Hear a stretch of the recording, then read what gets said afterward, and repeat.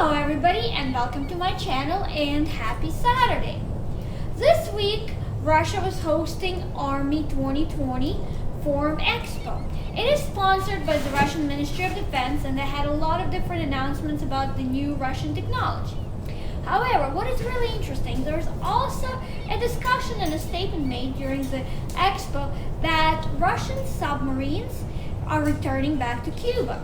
During the Soviet era, Soviet Union used to sponsor Cuba and also had their ships in the Bay of Pigs quite a lot.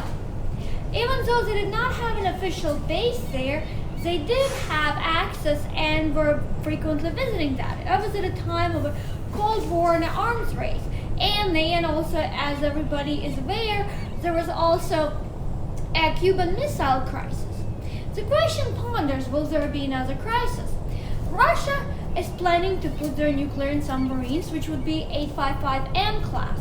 And they'll be the ones who will be Zircon and Caliber, which are the new Russian missiles, of course.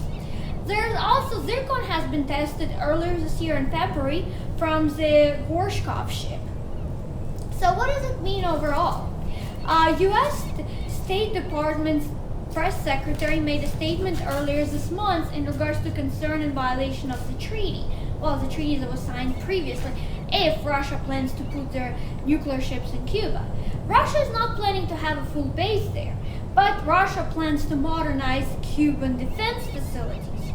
That is the reason why earlier this year, Russian Minister of Defense was having lots of discussions with Cuba. Russian representatives visited Cuba in February before the coronavirus pandemic hit the West and Russia, where all the borders were closed, and they were discussing modernization. That means that Russia will be providing a lot of funding to Cuba. That is very clear.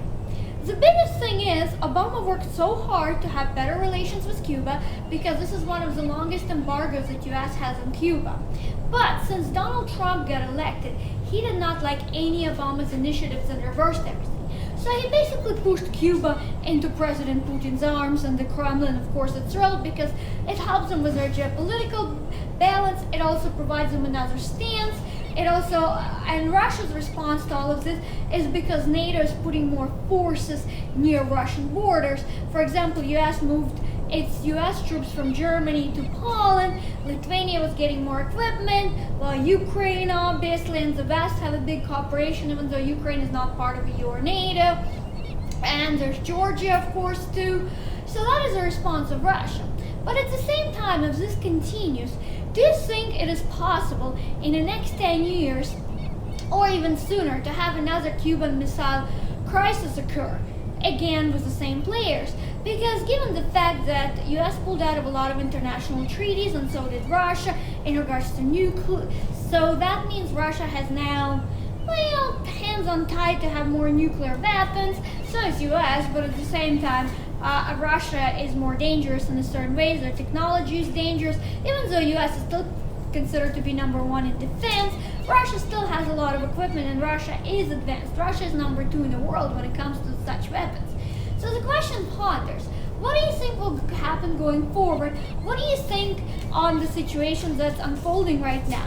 Please click like and subscribe to my channel, and you can also read more about this and other news from my articles on www.communalnews.com under Kristina Kitova. Thank you, and hope everybody's having a great weekend. Thanks again.